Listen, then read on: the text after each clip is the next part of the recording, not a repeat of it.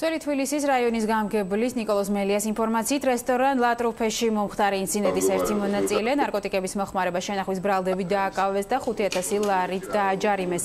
ნიკა მელიას რესტორან ლატრუფეში მომხდარ დაპირისპირებასთან დაკავშირებით ბრალი ხულიგნობის მუხლით გუშინ წაუყენეს, როგორც მელია აღნიშნავს, სასამართლო პროცესი აღკვეთის შეფარდების შესახებ სავარაუდოდ დღეს ან ხვალ გაიმართება. ეს ბრალი ხულიგნობის მუხლით, ხოლო სამ მოწმის ჩვენებაზე დაყრდნობით, მაშინ როდესაც საქმეში არსებობს 30 მოწმის ჩვენება, იმდენად არაადეკვატურად იქცეოდნენ ისინი იმ დღეს იმ კაფეში, რომ ეჭვი ჰქონდა, რომ ისინი იყვნენ ნარკოტიკული ზემოქმედების ქვეშ.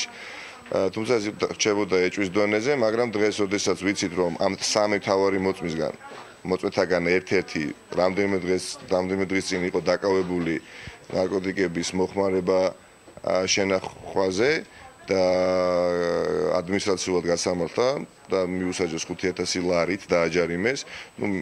ეჭვი მიძლიერდება, რომ იმ დღესაც ისინი არ იყვნენ მხოლოდ ალკოჰოლური თრობის ზემოქმედების ქვეშ.